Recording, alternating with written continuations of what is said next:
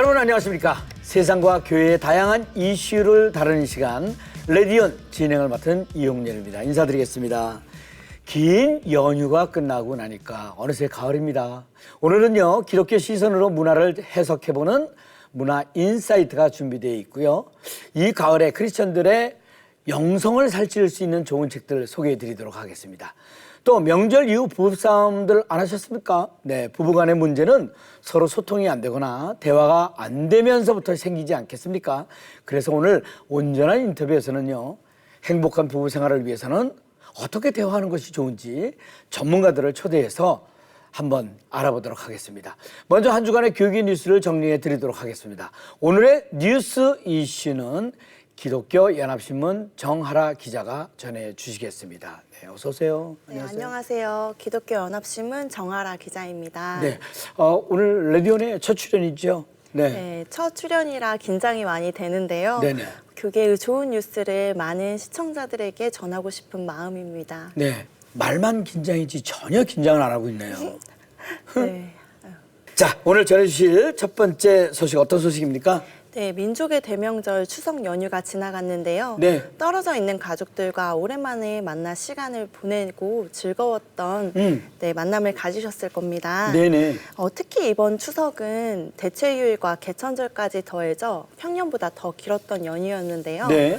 누군가에게는 참 달콤한 황금휴일이었겠지만 네. 긴 연휴가 오히려 힘들었던 이웃들이 있습니다. 네네. 바로 명절을 홀로 보내야 하는 쪽방 주민들과 고국을 떠나 먼 타지에서 생활하는 국내 거주 외국인들인데요. 한국 교회가 추석을 맞아 홀로 명절을 보내는 소외된 이웃을 찾아 다양한 섬김 사역을 펼쳤습니다. 네네. 그렇습니다. 고향을 떠나오신 분들이거나 또는 이제 홀로 지내는 분들, 이번 명절이 정말 길게 느껴졌을 것 같은데 이분들을 위해서 어떤 나눔이 있었습니까? 네, 한국교회 봉사단은 추석을 맞아 쪽방 주민을 찾았습니다. 네네. 서울 용산구 동자동과 종로구 돈이동에 있는 쪽방 주민을 위해 선물 세트 700개를 준비했는데요. 네. 한교봉 총괄본부장 황영택 목사가 심우하는 새은혜교회 성도들이 자원봉사자로 참여했습니다. 성도들은 쪽방 주민을 일일이 찾아가 안부를 묻고 기도 제목을 물으며 선물을 나누었는데요. 교회의 나눔 사역을 본 동자동 주민들도 이 나눔에 함께 참여해 눈길을 끌었습니다. 자원봉사자들이 좁은 길을 잘 다닐 수 있도록 안내하면서 네. 교회 성도들과 협력해 사랑을 실천하는 모습이 매우 인상적이었습니다. 네네. 특히 한교봉은 지난 2011년부터 성탄절과 설날 이런 명절마다 쪽방 주민을 방문해서 사랑을 실천하면서 지역사회에 선한 영향력을 발휘하고 있습니다. 네, 그렇군요. 쪽방 주민들뿐 아니라 뭐 조금 전에도 말씀이 나왔으면 한국에서 생활하는 이주민을 위한 그런 섬김도 있었다는 얘기네요. 네, 고국을 떠나서 먼 타지에서 생활하는 이주민들은 이런 명절이 더욱 외로울 텐데요. 네. 서울 순복음 노원교회 외국인 선교회는 지난 29일 20개국의 노동자, 외국인 근로자 350명을 용인 에버랜드에 초대해서 추석 명절 사랑 축제를 벌였습니다. 네, 그렇군요. 네, 순복음 노원교회 이상용 담임 목사는 낯선 환경 속에 고생하는 외국인 근로자들이 한국 생활에 잘 정착할 수 있도록 이번 시간을 마련했다라고 밝혔습니다.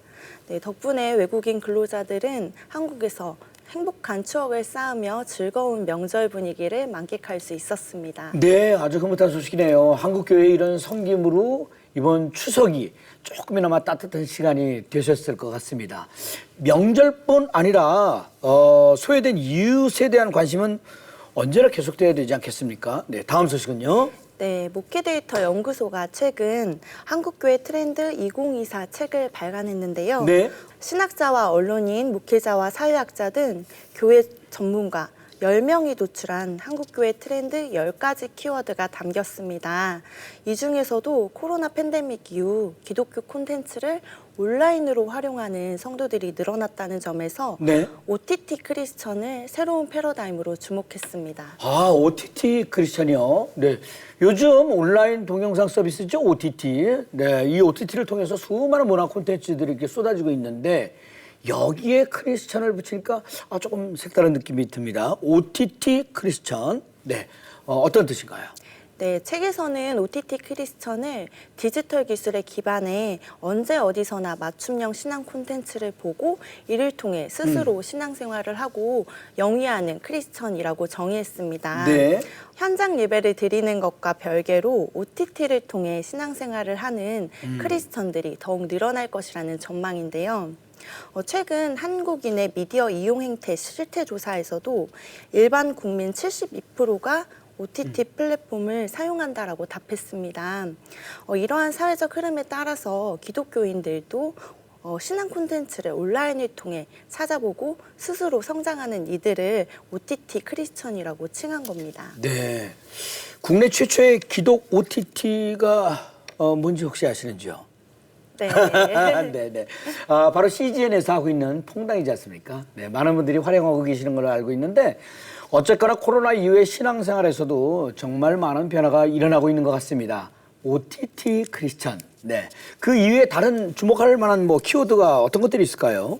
네, 이 밖에도 교회 리빌딩, 외로운 크리스천, 민 제너레이션, 약한 고리 3040, 교회 거버넌스, 처치인 처치, 어시스턴트 포비와 다시 선교적 교회, 인에비터블 컬트가 있었습니다. 네. 네, 그중 주목할 만한 트렌드는 외로운 크리스천이라는 키워드인데요. 1인 가구가 늘어나고 초개인화된 일상 속에서 교회 안에서조차 외로움을 느끼는 성도들이 늘어나고 있다는 겁니다. 마음을 터놓고 이야기를 나누거나 식사를 할 만한 성도들이 없는 고독한 성도들이 더욱 늘어날 것이라는 전망입니다. 네. 네, 또 처치인 처치, 즉 교회 안에 교회라는 키워드도 있었는데요. 군중 속에 외로움을 느끼는 크리스천들이 더욱 늘어나는 만큼 소그룹 사역은 더욱 중요해질 수밖에 없습니다. 네, 다수와 얕은 관계를 맺기보다 수수와 깊은 관계를 맺기 원하는 현대인의 문화 속에서 소그룹 강화가 더욱 필요할 것이라는 전망입니다. 네, 이번 조사를 보면서 한국교회도 새로운 변화가 필요하다는 생각이 드는데요. 급변하는 시대 속에서 교회가 잘 대응해서 교회가 교회답게, 성도가 성도답게 살아갈 수 있게 되길 바라겠습니다. 정하라 기자였습니다. 수고하셨습니다. 대단히 감사합니다. 네. 자, 이어지는 단신 뉴스 보시고요. 다음 출연자 만나보시겠습니다.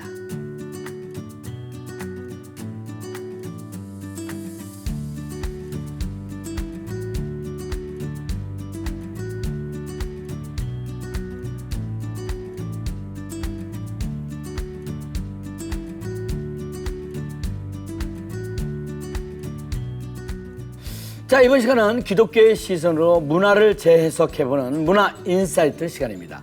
가을은 독서의 계절이죠. 네. 가을의 문턱에서 삶을 성찰하며 영성지성을 갖춘 크리스찬이 되기 위해 독서 계획 세우신 분들 많이 계실 텐데요. 오늘은 이번 가을에 읽었으면 좋을 기독교 책에 관한 소식을 좀 준비를 했습니다. 문화선교연구원의 김용준 목사님을 초대해서 함께 얘기를 나눠보도록 하겠습니다. 네, 반갑습니다. 어서 오세요. 안녕하세요. 네, 안녕하세요. 네, 그래도 자기소개 한번 부탁드리겠습니다. 네, 저는 문화선교연구원에서 연구원으로 일하고 있는 김용준 목사이고요. 네. 네, 특별히 이제 대중문화에 관해서 기독교적으로 어떻게 또 이해할 수 있을지 연구하고, 특별히 이제 사회 문화에 대해서 우리가 신앙인으로 어떻게 또 참여하면 좋을지 고민하고 네. 또 연구하는 일 맡고 있습니다. 네, 네, 잘하겠습니다. 네. 그동안 말이죠. 코로나 팬데믹으로 종교 활동 굉장히 많이 위축되지 않았습니까? 네. 올가을 기독 문화계는 어떻습니까? 네, 그 문화계는 아무래도 또 특히 코로나 기간을 보내는데 좀 부침이 많이 있었던 것이 사실입니다. 네. 그래도 다행인 것은 올해 이제 어떤 기독교 영화나 또 특별히 공연들이 재개되고 있어서 또 기대가 많이 되고 있는데요. 네. 제가 뮤지컬을 좀 소개해드리고 싶어서 준비를 했습니다. 올 가을엔 특히 기독교 뮤지컬 한번 관심 가져보시면 좋겠는데요. 먼저 소개해드릴 것은 이 종교개혁 시기와 또 특별히 성경 번역의 또 어려움을 담은 더북 성경이 된 사람들이라는 뮤지컬입니다. 네. 우리 시청자분들 잘 아시는 것처럼 특별히 중세시대 성경을 또 읽을 수 있는 것이 쉽지가 않았습니다. 또 라틴어로만 성경이 써 있었고, 네. 당시 이제 성직자들만 읽을 수 있던 게 성경이었는데요. 이를 일반 성도들이 읽을 수 있도록 거기 목숨을 걸고 번역을 하고 또 보급을 하는 일들을 했던 우리 종교 개혁하시던 분들의 이야기를 담은 것이 이 뮤지컬 더 북입니다. 네. 아주 웅장한 노래들과 또 감동적인 이야기들로 그려내고 있는데요. 특별히 이 뮤지컬이 올해 이제 10주년을 맞이했습니다. 네. 그래서 이 10주년 맞이해서 올해 1월부터 지금까지 계속해서 이제 공연을 하고 있거든요. 그래서 꼭 한번 공연장을 찾아보시는 것도 좋을 것 같습니다. 네네. 네. 또 한 가지 더 이제 말씀드리고 싶은 것은 뭐 너무나 잘 알려진 뮤지컬 바로 뮤지컬 벤허입니다. 네, 보신 적 있으시죠? 네네. 중학교 때 단체로 영화 봤어요. 네네. 저는 이제 비디오 테이프로 동생하고 한 5번 정도 뮤지컬을 네네. 배너 영화를 봤는데요. 이 뮤지컬 배너가 이제 올해 3번째로 이제 공연을 맞이하고 있습니다. 아, 그렇군요. 특별히 추천드리고 싶은 것은 이 뮤지컬은 일반인들도 볼 수가 있어요. 그러니까 신앙이 없어도 누구나 부담 없이 볼 수 있고 그 가운데서 이제 기독교 가치와 또 예수님의 삶을 다시 한번 생각해 볼 수 있는 그런 뮤지컬이 되기 때문에 뭐 가족이나 친구나 아직 이제 믿지 않는 분들이 있다면 함께 보셔도 아주 좋은 뮤지컬이 될 것 같습니다. 네네. 자, 뮤지컬하고 또 이렇게 이 영화 또 이렇게 배너 이렇게 소개해 주셨는데 이제 독서 쪽으로 이제 책으로 좀 넘어가서 독서라는 게 뭐 그렇지 않습니까? 그 실력과 비전, 신앙의 덕목을 키우기 위한 아주 좋은 방법 중에 하나인데 크리스천으로서 어떻게 책을 읽으면 더 효과적일지 독서법이라고 할까요?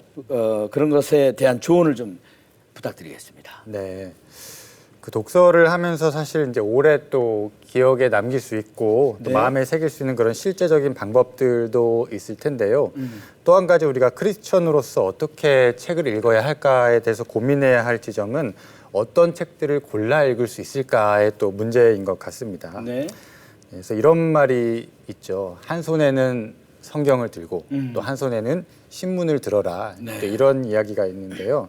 저는 이 말이 책을 고르는 데 도움이 된다고 생각합니다. 그래서 먼저는 어떤 하나님과의 깊은 신뢰 관계를 내가 만들어가고 또 내 내면의 신앙 가치 다지고 하나님 앞에서 내가 용납될 수 있도록 이끌어주는 책들을 좀 선별해서 읽으면 좋을 것 같고요. 네. 또 이런 책들과 함께 또 한편으로는 좀 우리의 지평을 넓혀줄 수 있는 책들. 그래서 어떤 타인과 또 이웃의 문제들, 또 특별히 우리 사회와 우리 지구의 생명들이 겪고 있는 좀 아픔과 또 고통들이 있지 않습니까?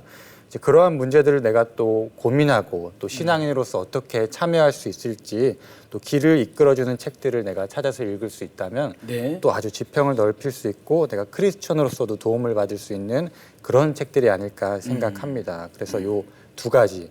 한쪽에는 하나님과의 신실한 관계성, 성경. 그리고 또 한쪽에는 이 사회를 향한 깊고 넓고 또 따뜻한 마음을 우리가 독서를 통해 길러가는 것 우리에게 필요하지 않을까 또 생각해 봅니다. 네네. 네. 한 손엔 성경, 한 손엔 신문. 네. 그렇다면은 이번 가을에 특히 영성을 개발하고 싶으신 분들에게 어떤 책을 추천하고 싶으신지요? 네. 제가 하나 가져왔습니다. 네. 네. 요 책인데요. 네. 이 리처드 포스터가 또 편집하고 엮어놓은 신앙 고전 52선이라는 책입니다. 네. 이 책은 또 성도들의 신앙에 오랫동안 또 깊은 감동을 주었던 고전들을 이제 모아놓은 책입니다. 사실 나온 지는 오래됐어요. 근데 지금까지도 꾸준히 읽히고 있는 책이라고 할 수 있는데요. 한번 보시면 뭐 우리가 잘 알고 있는 성 어거스틴부터 시작해서 뭐 마틴 루터, 또 장 깔뱅, 뭐 C.S. 루이스, 디트리 보네퍼, 헨리 나우엔 등 아주 깊은 신앙의 모습을 보여주었던 분들의 이 글들을 아주 짧게 52편을 이제 압축해서 또 모아놨습니다. 아, 네네. 중요한 게 아주 한 챕터가 아주 짧아요. 그래서 내가 그냥 가만히 자리 잡고 찬찬히 읽어보셔도 전혀 부담이 되지 않는 그런 책이고요. 네네. 주제도 또 다양하게 다루고 있어서 어떤 뭐 기도나 성령 충만 이런 영성의 주제부터 시작해서 덕 있는 생활, 또 사랑 있는 생활 등 이 신앙인들의 사회적 삶에 대해서도 고민할 수 있는 그러한 책들로 이 내용이 잘 만들어져 있습니다. 아까 우리가 이제 독서 방법을 이야기해 주셨는데 네. 이 책을 읽으면서 또 말씀드리고 싶은 것이 이제 독서의 방법에 대한 그런 내용이에요. 요즘에는 우리가 속독이 유행을 하잖아요. 네. 빨리 읽는 것. 네. 그래서 내가 빠르게 어떠한 정보를 내 것으로 만들고 중요한 포인트가 뭐냐 이렇게 끄집어내는 게 요즘의 유행인데 우리가 이 고전이나 어떤 영성을 위해서 읽을 때는 조금은 음미하면서 천천히 읽는 것이 좀 우리에게 중요하다라고 할 수 있습니다. 천천히. 네, 그래서 이 책을 보면서 이제 앞선 신앙인들의 이야기를 한번 귀 기울여 보고 또 특별히 이분들이 말하는 이야기와 내가 어떻게 부딪혀 오는지 그런 나 자신의 솔직한 모습을 이 책을 통해서 비춰볼 수 있다면 또 영적으로 풍성한 가을이 될 수 있지 않을까 그렇게 생각이 듭니다. 네네. 네.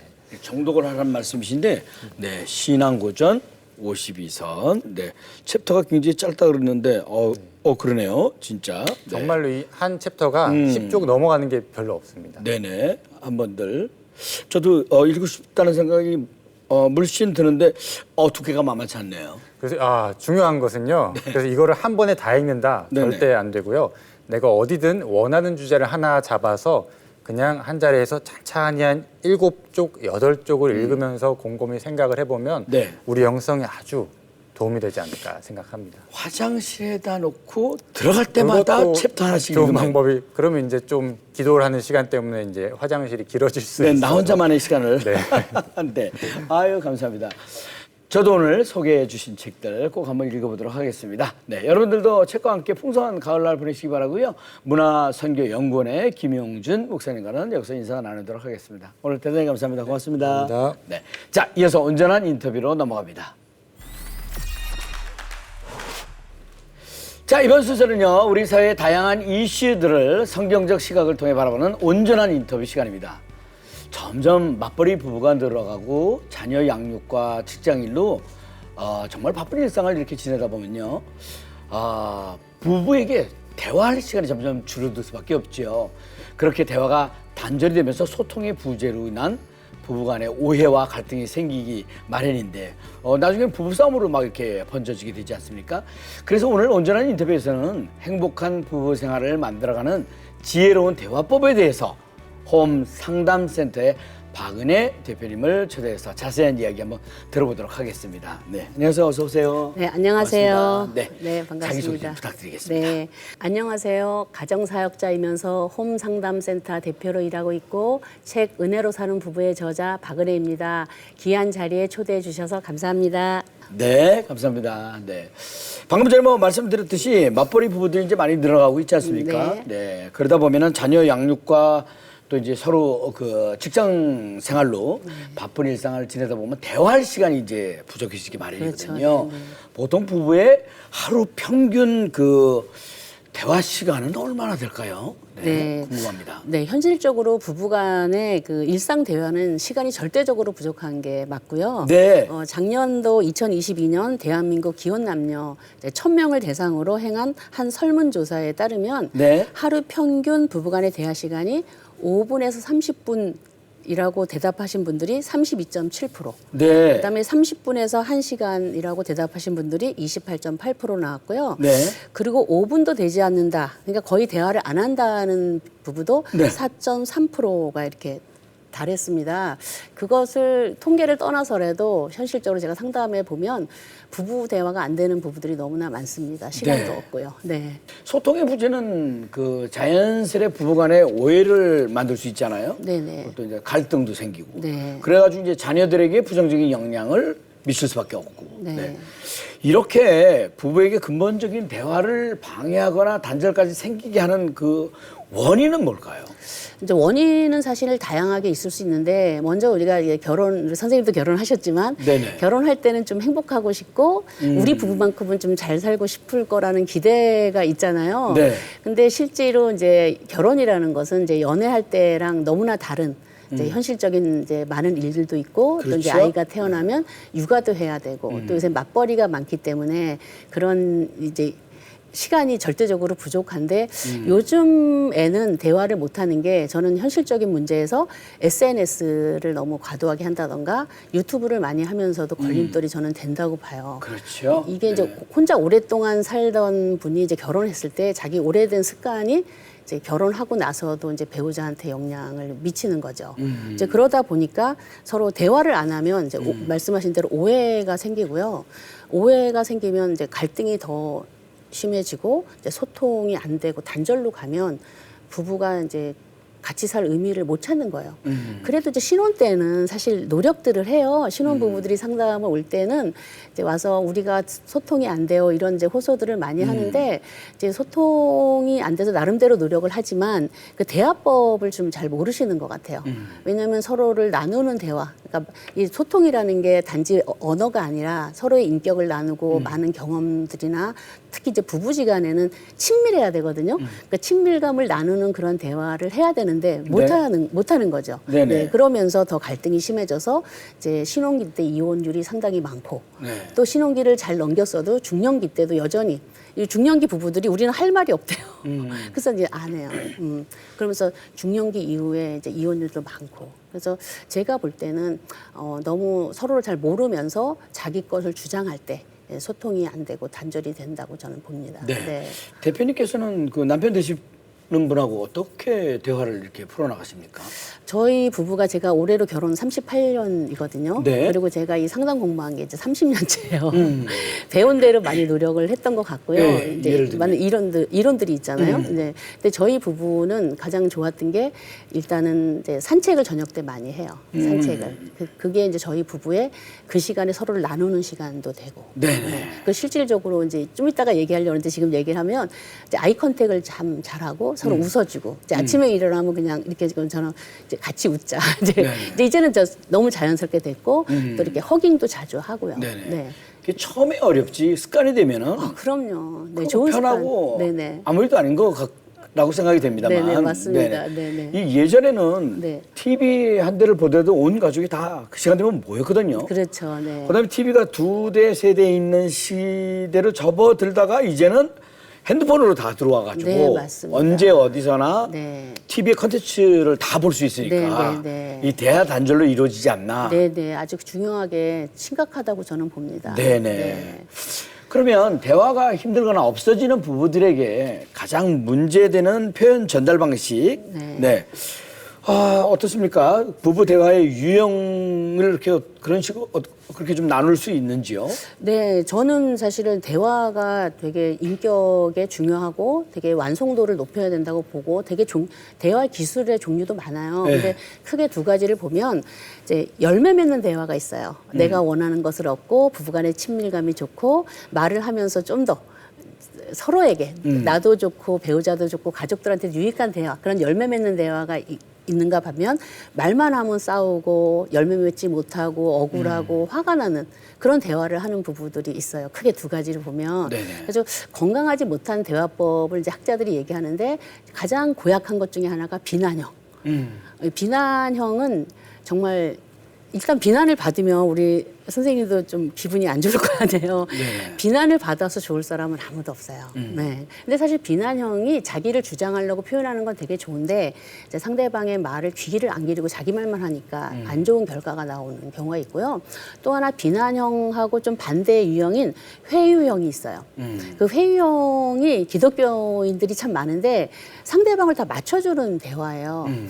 그래야 된다고 생각을 하거든요. 겸손해야 된다 그러면서. 근데 회유형들의 문제가 참았다가 터지기 때문에 이 분노가 이제 걷잡을 수 없게 되는 경우가 있어요. 예. 그래서 그 회유형도 좋은 건 아니고 또 하나 건강하지 못하고 좀 열매 맺지 못한 대화가 초이성형의 대화가 있어요. 그러니까 좀 약간 일반인들이 이해하기 힘든 건데 되게 이게 감정은 좀 잘 못 보고 논리적으로 이성적으로만 이야기하는 분들이 있어요. 근데 사실은 우리가 뭔가 기분이 안 좋다. 이럴 때는 정서에 관한 게 너무 많거든요. 예, 그래서 그 초이성형도 좀 안 좋은 패턴이고, 그다음에 이제 산만형의 패턴도 있는데 이분들은 뭔가 우리가 대화를 할 때 주제가 있을 거 아니에요. 네. 근데 주제를 잘 포인트를 못 잡고 자꾸 이렇게 딴짓을 하고 자꾸 삼천포로 빠지는 분들, 이런 분들도 조금 대화를 잘 못하는 거죠. 네. 삼천포 사시는 분들이 굉장히 싫어하실 텐데 어떻게 책임지시겠어요? 그러게요. 지금 죄송합니다. 대화 저하고 대화하다가 좀 잘못 예를 드셨는데요. 네. 그래서 그런 것을 이제 쓰는 이유가 있어요. 일부러 배우자를 힘들게 하려고 하는 건 절대 아니고요.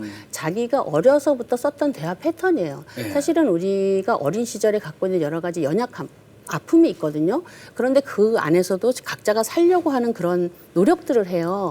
근데 그게 이제 원가족에서 결혼 전에는 그냥 묻어갔다가 너무나 문화와 상황이 다르고 이제 상처도 다른 두 배우자가 사랑해서 서로 다른 점 때문에 끌려서 했는데 이제 막상 결혼해 보니까 생각지도 못했던 일들이 이제 벌어지는 거죠. 예. 그랬을 때 그런 연약한 것을 버리고 어떻게 해야 되나 이제 좀 열매 맺는 좀 건강한 대화를 하자 해서 약간 공감적 대화라는 것도 있고 또 학자마다 하지만 일치적 대화 또 서로 반응하는 대화 이제 이런 얘기를 하는데 우리가 대화를 할 때 일단 두 사람이 기본적으로 있을 거잖아요. 내가 있고 배우자가 있고 우리가 상황 속에 있거든요.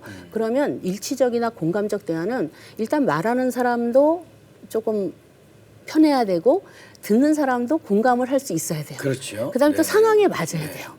이제 그런 대화를 해야 되는데 이것이 처음에 익숙하지 않기 때문에 되게 어렵게 느껴지는데 이제 아까 제가 허깅도 하고 남편하고 얘기할 때 익숙해지면 좋다고 말씀하셨듯이 자꾸 하다 보면 이게 더 많아져요. 그래서 열매 맺는 대화를 할 수 있고 이제 내가 뭔가 조금 노력했더니 좋은 열매가 있다 그럴 때 더 신이 나잖아요. 그러니까 더 많이 확장되는 경우를 많이 보게 됩니다. 네, 잘 알겠습니다. 네. 뭐 말씀 도중에 나오긴 했습니다만 부부 간에 이렇게 대화하는 가운데 뭐라 그럴까요? 좀 그 표현 방식이 있어서 가장 주의해야 될 점. 아까 이제 비난 얘기도 잠깐 해주시긴 했거든요. 네네.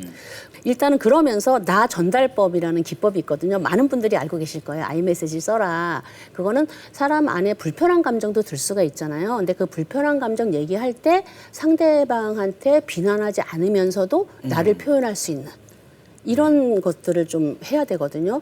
근데 그래서 아이메시지를 쓰라는 거예요. 만약에 주어가 당신은 이러면 비난 쪽으로 확 갈 수밖에 없어요. 근데 네. 내 마음은 나는 하고 주어가 자신으로 가면 일단 본인을 표현할 수 있기도 좋고 상대방이 듣기에도 좀 부드럽고 이제 그래서 저는 이제 나 전달법이 너무 중요하다. 비난하지 않으면서 표현할 수 있는.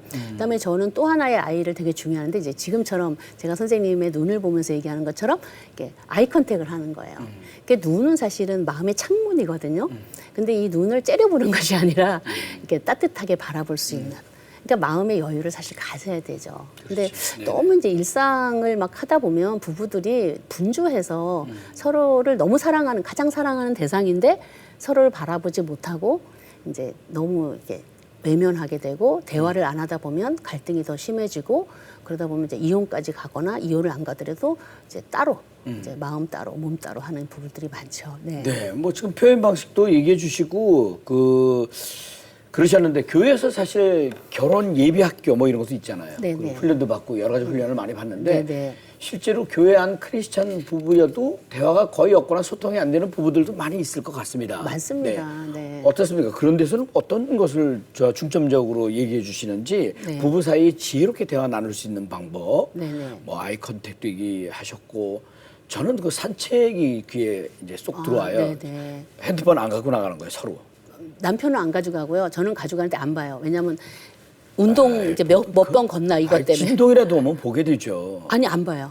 그냥 네. 나중에 숫자만 봐요. 네. 전혀 안 봐요. 그냥 주머니에 넣고 그냥. 네. 하여튼 그런 방법들이 있을 것 네네네네. 같아요. 네. 그 지혜로운 방법들 네, 또 네. 뭐가 있을까요? 저도 이제 교회에서 이제 젊은이들 이제 프로그램 이제 결혼 코칭 같은 거를 하고 부부 대화를 하는데요. 그것은 어떻게 보면 시작점이다.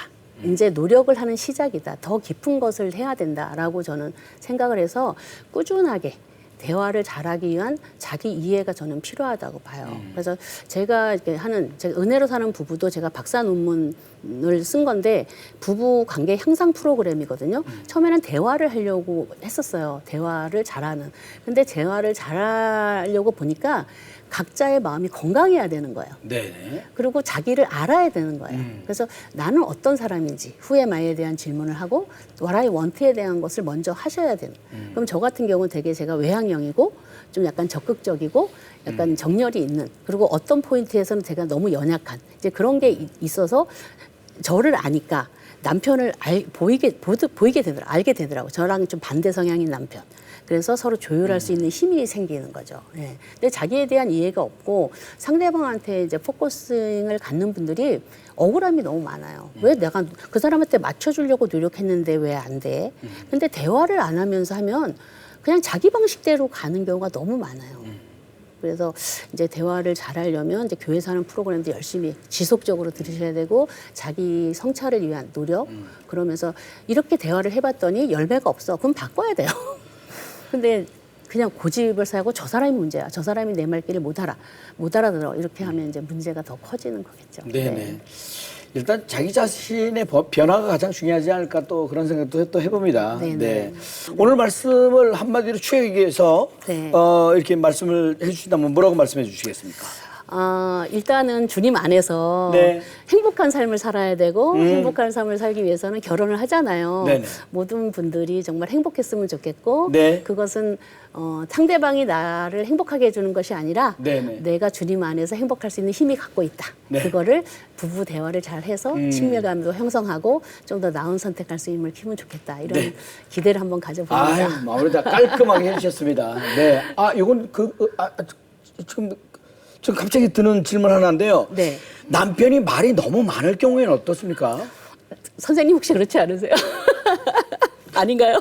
정도 이상으로 말이 너무 많아요. 부부지간에. 네. 그것도 문제죠.